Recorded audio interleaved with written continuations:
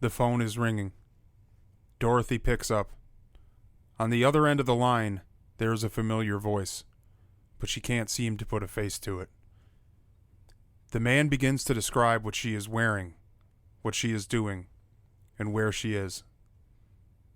Dorothy is panicked, confused. Is it a prank, or is someone out there, watching her every move, waiting to pounce? What would happen next would horrify the friends and family of Dorothy Jane Scott. Welcome to Find Me in the Dark, a podcast covering all things true crime. This is episode 12, The Disappearance of Dorothy Jane Scott. Find me in the dark.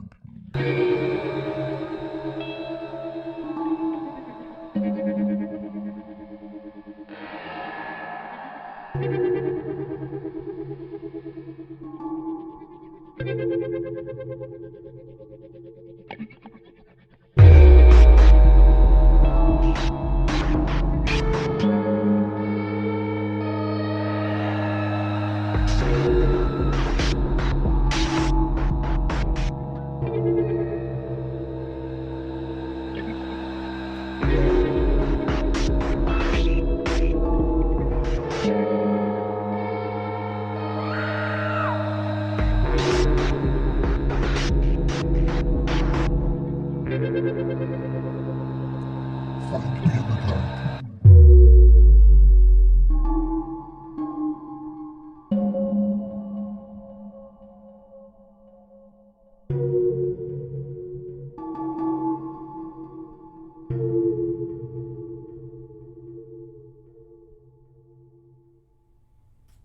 Hello, everybody, and welcome back to Find Me in the Dark. I'm your host, Eric Phillips, along with my co-host, Robert Prestige. What's going on, guys? Yeah, man, so this case that we're going to be covering today, the disappearance of Dorothy Jane Scott, is a extremely disturbing story. It's like the type of stuff that you see in movies. You know what I mean? Yeah, for sure. Like Scream and... That's exactly what I thought when I read this, started reading about this. Yeah, it's just... Yeah, you'll hear the story, guys, obviously, if you're listening to this.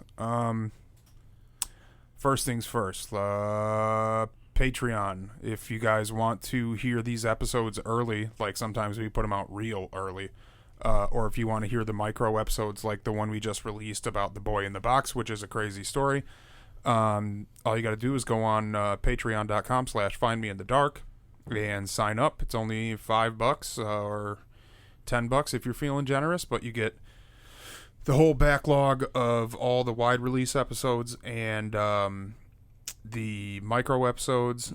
And like I said, you get stuff early. So, you know, we would appreciate it. It's the best way to help the podcast, the best way to support us. Rob, what do you got? In other news, I guess we got some big news to say. What's that? That we're, I guess I'm moving. Oh, yeah. Rob is moving to Texas for a job. But we're not quitting. We're going to be doing this remotely, and we found a program that we're going to use that doesn't diminish the audio quality, which was the big thing I was worried about.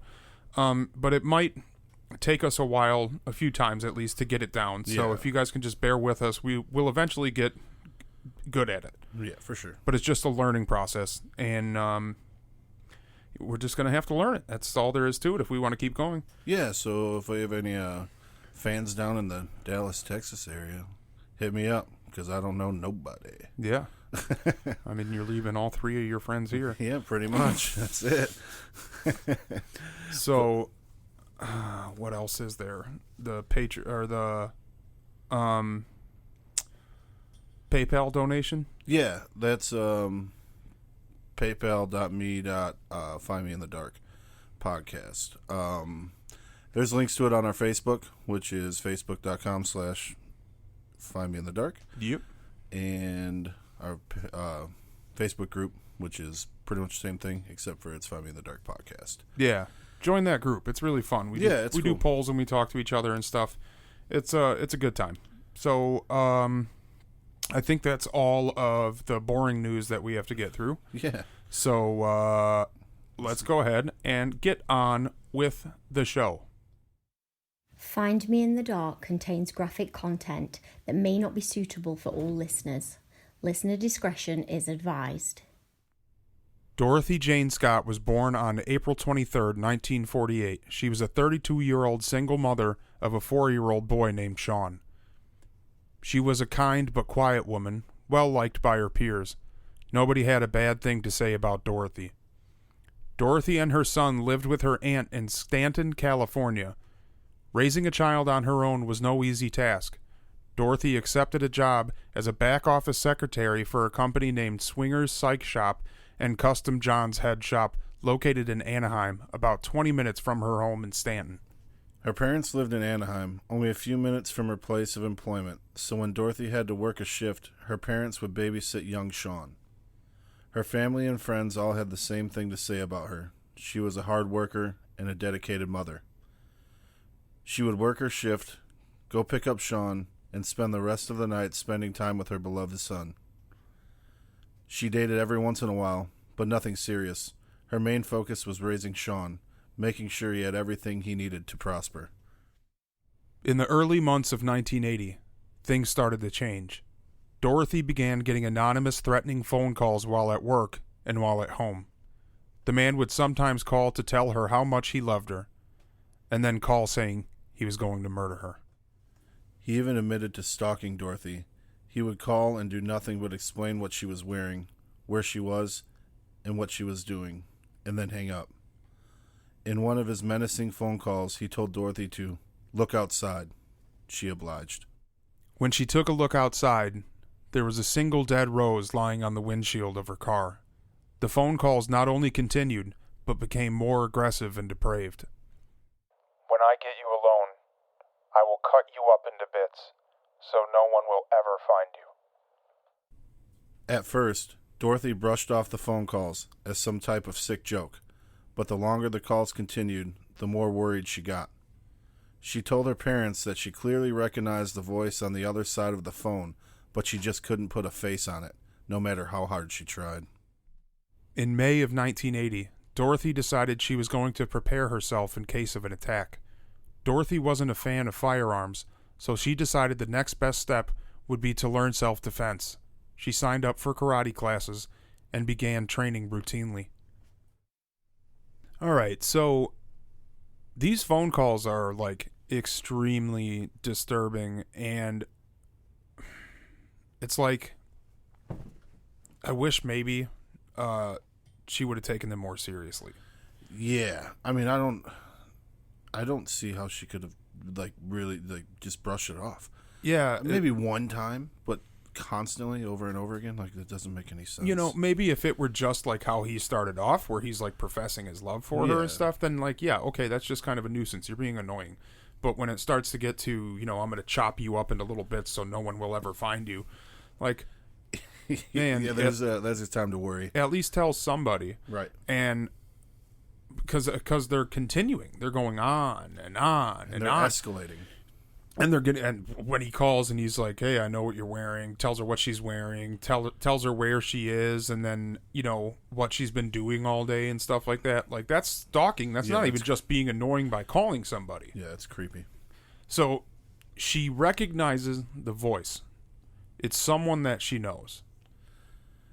Yeah, and unfortunately, she can't figure it out. And obviously, it has to be someone she knows because he knows where she lives and he knows everything. He knows about her. Basically everything. So it's just he's definitely stalking her. Definitely knows her pattern. He must have watched like a really crappy horror movie to be like, look outside your window. There's a dead rose on your car. Yeah, that's so stupid, dude. I don't get it. That's just super lame, man. For real. She just goes out there and rolls her eyes so hard that she sees her brain. Like, oh my god, this guy's so lame. But I kind of, you know me, I'm usually against guns. Mm-hmm. Like, I'm just not a huge fan of them. I don't, when I see people in Walmart wearing a gun, I'm like, what the fuck are you so afraid of? I get it. It's just crazy. But in this situation, where a man is calling a 32-year-old woman and saying that he's going to cut her up into bits, you better go get a large caliber weapon. Yeah, and there's no men in the house, to protect, I guess, Right. in quotes.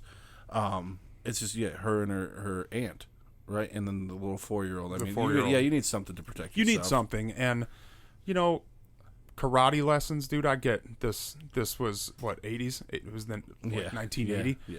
So karate was like that hot shit, because Bruce Lee and everybody thought that kung fu stuff really worked, and it doesn't. It doesn't. There's some kicks and stuff that work, but the rest of it, where you're like, Right. it doesn't work. It doesn't work. And what women should be training is jujitsu, because, usually when women get attacked, it's to be raped. So if you're on your back and you can strangle this dude, Right? Yeah, that's probably the best. I agree with you 100% there. That's probably the best. And just while he's out, just kick him as hard as you can in the nuts over and over and over and over until they blow up.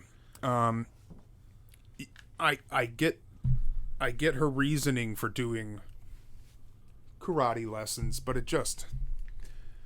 it's not enough at that point. You have to think that you have more to take care of than just yourself. You have a son and, your aunt or whatever. And here's the thing, though. If you feel the need to take karate lessons and you considered purchasing a gun, why have you not called the police? I was waiting for you to finish so I could say that. Oh, my bad. Go ahead. Yeah, no, that was it. Like, literally, that was what I was thinking. Like, how have you not... she contacted her parents and tells them. But they do not contact the police, which makes no sense to me whatsoever. I mean, I know what the police would have done. They would have at least put one squad outside her house at night. Or at least done, like, a routine check. Yeah, they would have patrolled that area a little bit more. Yeah. Because I'm guessing... they would have caught him like Peeping Tom style. Yeah, probably. I mean, he's obviously it's been proven that he was sitting outside of her house at some point, in a car or wherever, bushes, wherever. I mean, if they really wanted to, they'd be able to find that dude. He's straight up a prowler, yeah. And he's got to be near a phone. Okay, right. so right. And they didn't have cell phones, right? So you're looking at payphones or payphones. Yeah. I don't even know if car phones existed back then. And when I was thinking about when we were researching this, I'm like, it could have easily been one of her neighbors or something. But the problem is he was calling her work too. Yeah, that's right. You know what I mean? And telling her the same things while she's at work. So I don't know. It's weird because right now you think about it. I automatically thought of it like being in our time now, where we have cell phones. Yeah. It's easy to call. You can hide somewhere and call. But it's the 80s, early 80s. Mm-hmm. Like you have to be around some kind of You landline. have to be in the area. Yeah. Yeah, I mean, you have to be around a landline. And if you're telling someone you know what they're doing and you're explaining exactly what they're doing in that moment, then you are somewhere. Mm-hmm. You are somewhere within the vicinity of that person. Yeah. So maybe your neighbor theory could be right where at that point he is in the house and he's watching her, and then he uses a payphone when she's at work. Yeah, I don't know. That's a possibility for I could see that happening. So let's just keep going into this, man, because it just gets darker and just deeper into just the craziest shit. Sounds good. Wednesday, May 28th, 1980. Dorothy was attending a meeting for work. During the meeting, Dorothy noticed her coworker, Conrad Bostron, looked extremely ill. Along with him appearing ill, he also had a large rash on his forearm. Dorothy talked Conrad into going to the hospital to seek treatment. So at approximately 9 p.m., Dorothy, her coworker Pam Head, and Conrad piled into Dorothy's car and went to UC Irvine Medical Center. But before they went, Dorothy made a stop at her parents' house to change from a black scarf to a red scarf and let her parents in on the situation at hand. They made it to the hospital a short time later. While at the hospital, the doctor informed the group that Conrad had received a nasty bite from a black widow spider and advised that Conrad stay off his feet until he is back to 100%. At around 11 p.m., Dorothy decides to walk to her car and pull it around front to avoid having Conrad on his feet for longer than he needed to be.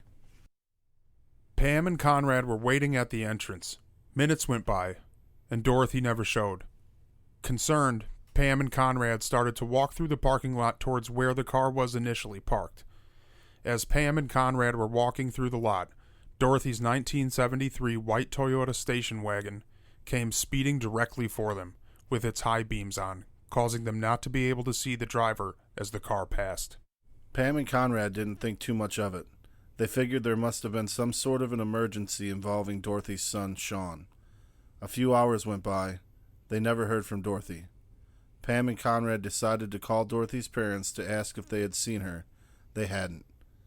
After a few more hours of not hearing from Dorothy, her parents called 911 and reported their daughter missing. The next morning at about 5 a.m., Dorothy's station wagon was spotted in an alley about 10 miles from the hospital, completely engulfed in flames. Upon further investigation into the burned vehicle, it was determined that Dorothy was not in the vehicle. As the days went on after the discovery of the car, there were multiple search parties scanning the area for any trace of Dorothy, but unfortunately, nothing was found. All right, so we just went through a lot of information in that. Yeah, we did. There was a ton that we need to, take a little break and question what the hell is going on. If my, say you got bit by a black widow spider, okay, and you look physically ill, there's a big rash on your forearm. You ain't doing shit. That's not true. I'm going to laugh at you first. Yeah. And then make some sort of STD joke. And then I'll be like, all right, get your fat ass in the car. We're gone. But if I say I'm going to take you to the hospital. I'm not stopping. Right. I'm not going to be like, I cannot be seen at the hospital in this black scarf. I need to get there. It's an emergency. So I need the red scarf, which means emergency. Right. Yeah, I don't get the whole changing of scarf thing at all. It makes no sense. I mean, I can see maybe stopping and be like, hey, I'm not going to be able to pick the kid up right now. But sure. Even so, I mean, there's phones. Yeah, obviously. I mean, I don't know. It's really weird that she stopped there before she went to the hospital. One, it's not important to have a scarf on, period. True. Two, you don't need to change your scarf. It does absolutely nothing for the situation except for this guy is sitting in your car like, this fucking jerk stopped and changed your scarf. She gets back in. You guys like my scarf or should I try the blue one? Like, come on. And then Pam and Conrad are just, sitting by the emergency doors like. Well, they were waiting for the prescription to get filled. Yeah, right. And then they're just kind of sitting there for a while. Like, I wonder if she went and got another scarf. Like, where did she go? Yeah. So, they wait a couple of minutes. I don't know how much that means. I mean, it was definitely long enough for them to just be like, where the hell did she go? I would probably say it's anywhere between 5 and 15 minutes, right? Mm-hmm. That's when you kind of start questioning things. So they walk out, trying to find out where Dorothy went because the car, couldn't have been that far. And all of a sudden, coming straight for them is Dorothy's car. And it's got the high beams on, and it's speeding through that parking lot. And those high beams were definitely planned. I mean, there's no way that they weren't. Yes, they were, man. There's no way. I mean, this guy, whoever this fucking jerk-off is that's been doing these calls and following her, clearly wanted to knew that these people were going to be coming looking for her. And, I mean, they don't know that he was the one driving or she was driving. But, I mean, I'm guessing more than unless he has a gun to her head and he's like, drive. I would think that he would be driving. Just in my opinion, I don't know why I think that. But well, and here's the thing: did she lock her car before she went into the hospital, or was she just in a rush to get in there? That could be it. Because what if she got in the car and dude pops up from the back seat? Right. You know what I mean? Yeah. And that's that's everybody's worst nightmare. And so he does pop on those high beams, and he blinds them so he can get away scot-free. But guess what? That's still an awkward situation. They still immediately start questioning what is going on. Why is she barreling out of this parking lot? Well, and it said that they had stayed for like 2 hours at the hospital. At the hospital, yeah. Just like, okay, she's going to come back, right? Bro, everybody in this story is making terrible mistakes. I know. It's just... But I mean, I guess because you don't think that something like this is happening. Right, but I mean... If I would at least call for another ride. Something. and then call if my friend barreled out of a parking lot like that, I would call her family or whoever just to make sure, like, oh, is Sean okay? Is something wrong? Did something happen to one of her parents or something like that? Just check and just make sure, because that would be my first call. Right. My first call would be to make that, just to see if I have to get another ride or call a cab. And then when they find the car, the station wagon, it's completely burnt. Mm-hmm. For what reason? I have an idea, and what I think is that she was killed in the car, and then he had to burn to get rid of DNA or whatever hair samples that he had. Well, I mean, this is 1980. I mean, that stuff's really not even talked about much. That's true, still, but it's still in its infancy. You would still want to burn, like, try to get rid of the blood. Yeah, well, for sure. Yeah, and just the evidence of two people being in the car instead of one. And another thing that was, because we've done this so many times, and we've researched so many cases where, like someone over 18 goes missing, and the police. What do the police say? Yeah, give them 24 to 48 hours, and they're probably off with their friends and blah blah blah. We'll start looking for them then. But this Dorothy is an adult, 32 years old, and the cops took it seriously, and you got to give it to them. Which, I mean, I guess it would make sense. I mean, no one's going to leave their friends at the hospital after this guy just went through this and was like, you know what? They don't need a ride home. Right. I'm going to take off. Yeah, and I think the cops saw something, it's unusual, but the truth behind the matter is that they didn't have to do anything. She is an adult. You are correct. And she is allowed to go missing, So everything, man, the scarf, the burning of the car, just all of this stuff makes very little sense. And let's see if we can try and tie this story together. What do you say? Yeah, it's definitely going to come together here shortly. All right. It's June 4th. Dorothy is still nowhere to be found. Though Dorothy was still missing, the calls did not stop. Now her mother is the target of the mysterious man. The call made to Dorothy's mother was short, but terrifying. The man said, "Are you related to Dorothy Scott?" She replied, "Yes." The man responded, "I've got her," and then quickly hung up the phone. Dorothy's parents immediately reported the phone call to authorities. This would be the first of many calls. For over 4 years, the man would call almost every Wednesday. His story would change almost every time he called. Sometimes he claimed to be holding Dorothy captive, and other times he claimed she was dead. This absolutely tormented her family. Due to the man keeping his phone calls brief, the police were unable to trace the calls, but they were able to attach a voice recording device to the phone.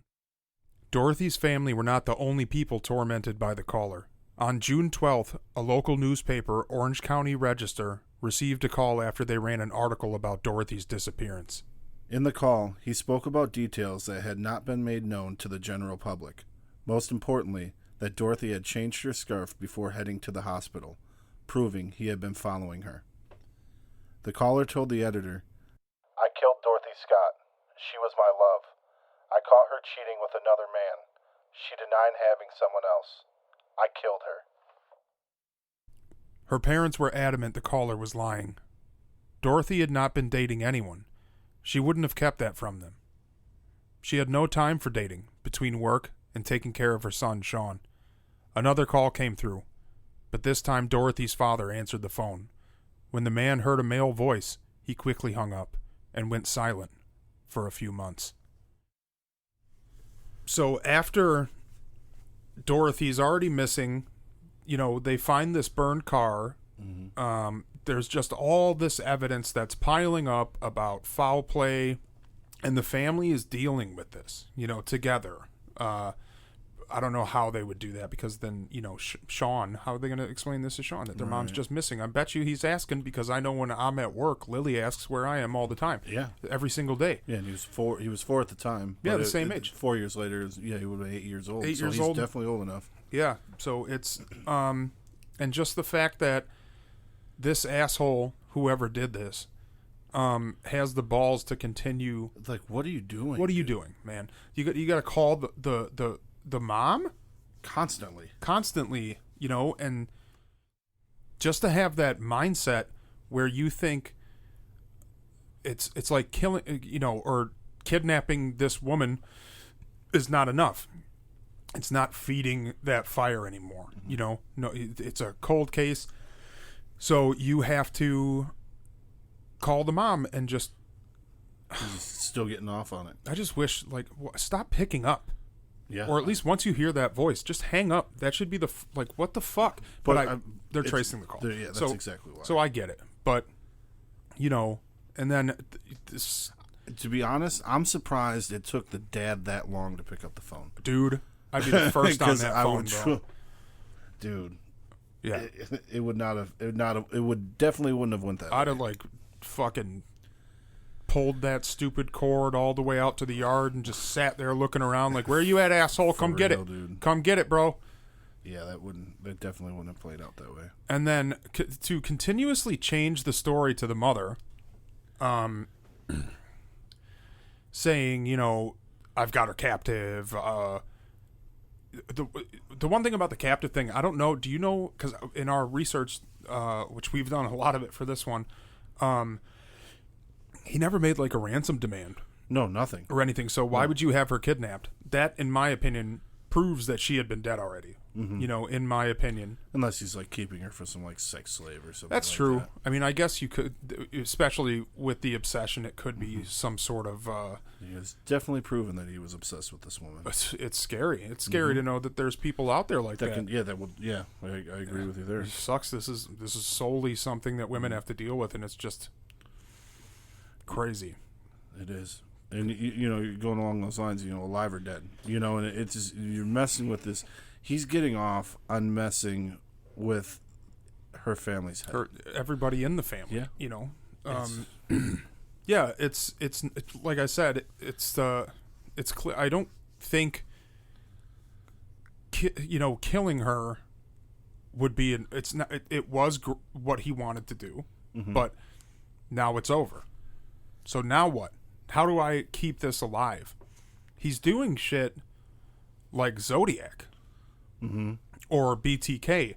Like, he's doing that same thing where, you know, they can't just go quietly into the night. They have to. I mean, you really nailed it with the Zodiac thing. Yeah. You know, it definitely makes sense. You know, not the same way, but I mean, he has to keep toying. He's got to keep. He's playing a game, you know, over and over again. Him calling, you know, those kids in Vallejo.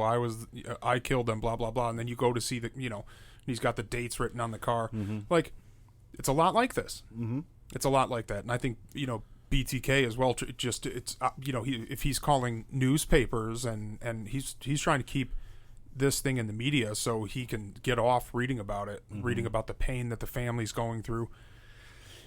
And I think his delusions are bleeding through a little bit.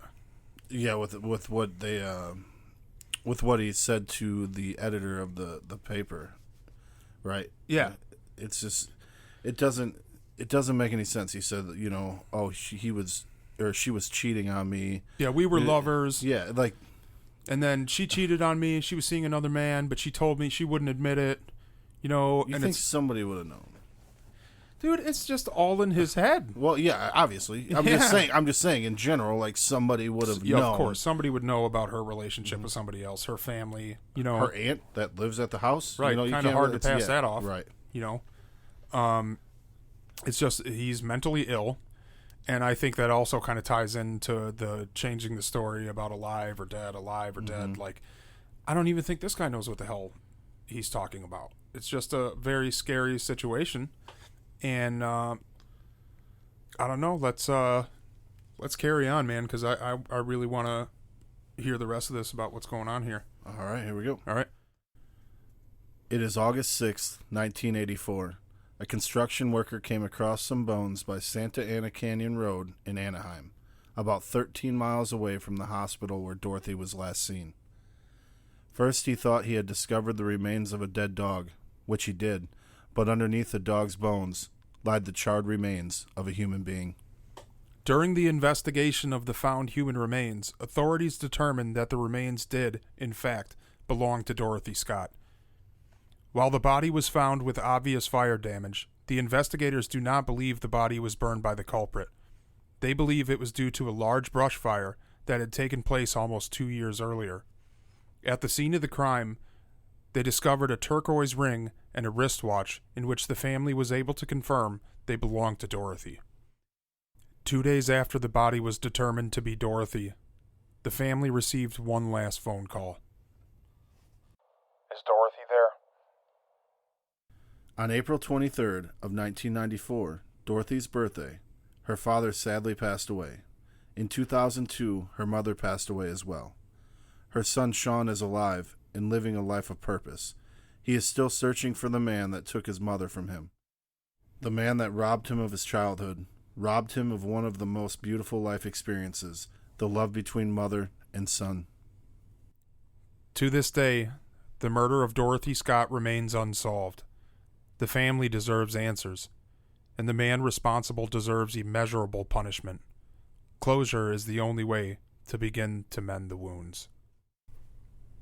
Well, that's the story, and it's just such an unfortunate ending because I want so badly for that family, and it sucks that the mother and father would never be able to know. How terrible that he died on her birthday. That's awful. And it's just, I couldn't imagine going through life like and losing, anybody in my family or just anybody I love, and not being able to find that culprit. Right. Like, it just, knowing that they're still out there and that they're possibly still watching or planning to hurt Sean, maybe. Right. And then right. And I've always asked myself that if I were in this situation where someone had taken my child and I didn't know where they were for months and months, but then they find a body, would I want to know that, or would I rather just not know? No, I mean, I'd want to know. I'd Yeah. have to know. I don't know. It's some kind of closure. Otherwise, you're just your whole life you're just going to be thinking about it. Like what if? Maybe, yeah, I guess maybe. I would like to be able to take her home and bury. Yeah, right. Where exactly. she's supposed you're exactly to be. Right. And there's not. This case is crazy because there's not many. Suspects. Yeah, There's really not, man. I mean, there's almost none. There's almost. Yeah, there was like one. They said his name was Mike Butler. Yeah. And he was a brother of a female associate that Dorothy had worked with, and it had been said that he was by acquaintances of his that he had an unhealthy obsession with Dorothy, and that's quoted by multiple people. So it's just and from the acquaintances that had said the unhealthy obsession thing, it said that Mike was like openly involved in occult activity, which would make sense with the dog bones being laid over the human remains. And usually, I don't want to be the guy that brings up satanic panic stuff, but I don't want to blame everything on the occult, but there's some signs here. Mm-hmm. I mean, it's plausible. I think obviously, like you said, with the dog bones being buried with an animal underneath an animal, but I think that also could be just to disguise her bones as dog bones for sure. But obviously, I mean, nothing really happened with this. It was just circumstantial, and I guess there wasn't enough evidence, and I mean, nothing really was. There was no big investigation into him. No. But this was, I was reading an article where Sean, the son, was talking about how he thought that it could be him. Right. So. Yeah, and it's lack of options. I mean, I don't know how many people were obsessed with Dorothy like that. And it's a clear key piece to this investigation and key piece to this crime that it is a clear obsession, a horrifying. It can't be. Not this. It sounds bad for me to say, but it can't be many, only because of the way that the family describes her as not really. It seems like she wasn't super social, only because she was concentrating on taking care of her kid, working full time. They said she would much rather go to church and go to instead of going to gatherings or bars, whatever. Mm-hmm. You know what I mean? So it would. her circle was small. Sure, and I think another thing that should be brought up, which it's not. Listen, not every person that goes to a sex shop is a creep. You know, there's a lot of normal people go in there, buy some fun stuff, have some fun. Well, they said like, because I was kind of like when I read what she was doing, it was like a psychedelic shop. You know, they sold lava lamps and freaking salt. From what I understood, it was like half head shop, half porn shop. Yeah. So I mean, but you do get creeps that go into porn shops, man. But it should be noted that she worked in the back in an office, so That's she true. did not deal It's with not like customers. she was dealing with customers, but you know, people could. I don't know, man. I don't even know. You know, it's there can't be many people that are obsessed with her. Unless it also could be a completely random crime where this guy saw her one day, like, and was like, "Whoa," you know. Here's my question to you. Okay. When the father answered the phone, Yep. okay, do you think that he didn't answer because the father would recognize the voice? I don't know. I think it's either that or he's just scared of men. Which or if men would make find- sense because he's a fucking pussy. Yeah. Period. I don't Plain and think simple. I don't think the power dynamic is off when you're talking to a man. Mm-hmm. You know, because when I think he had this thing where he had power over women. Mm-hmm. Well, when you're talking to a possible alpha male on the phone that's ready to just fucking murder you, There's no question. you know, it Yeah. might but maybe it could be something like the guy knows him, so you know I can't say anything. But then again, they have voice recordings. Yeah, you're right. You're right. So I don't know. It's just really. It's a tragic situation, and it's sad that things like this happen in this world more often. You know what I mean? Like Yeah. it just happens often, and it's sad that women should not have to deal with this ever. No, I agree with you. It's just an unfortunate part of being a woman where you have to constantly. We said it like 2 episodes ago or 3, And we said it again today already once. Yeah, we've already said it. So it's like, you know, you just gotta. Fuck, man. I don't know. If you're going through something like this, buy a goddamn gun. I don't care if you like them or not. I mean, in this day and age, you got to protect yourself in any way, shape, or form. You know. Yeah, I mean, so rest in peace, Dorothy. I mean, I really hope. The problem is, you know, they would have to like exhume her body for DNA because, you know, And there wasn't much left. I mean, exactly because what can you get off skeletal remains? Yeah. Plus, I mean, if they said that the watch. So this is one thing that I didn't even tell you, Eric. They said the watch stopped at 12:30. Okay, and they're saying that it was on the same date that she went missing. Okay. So which would have meant that watch stopped in about within an hour to 2 hours of her leaving that hospital. And then they don't find her for 4 years.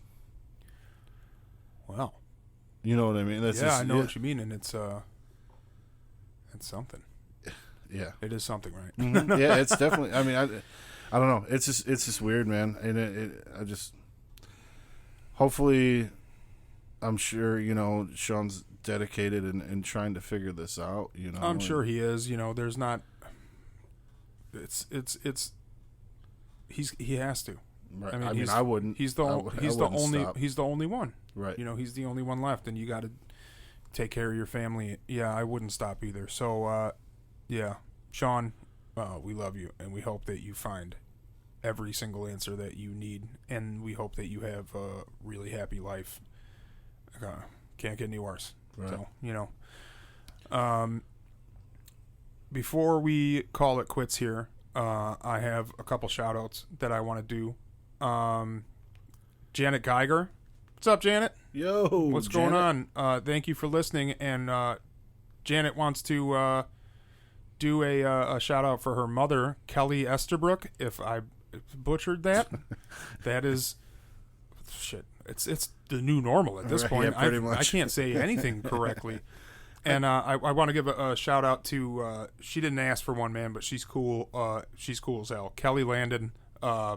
Thank you for listening. You're super cool. Yeah, Kelly, you're awesome. I enjoy talking to you, through Messenger and stuff. I mean, we conversate pretty often. So. Yeah, you're a big supporter, and it's super appreciated. And honestly, we love all of you guys. It's just amazing to be able to keep doing this. Absolutely, Eric. As always, my friend. Good job. Don't you fucking steal my line. I did. Good I job just today. did it. Good job today, Rob. I just did it. All right, man. Good job. Yeah, take care. Yeah, good job, Rob. Thanks, Eric. You too. Thanks, man. All right. All right, see you guys later. Find me in the dark out.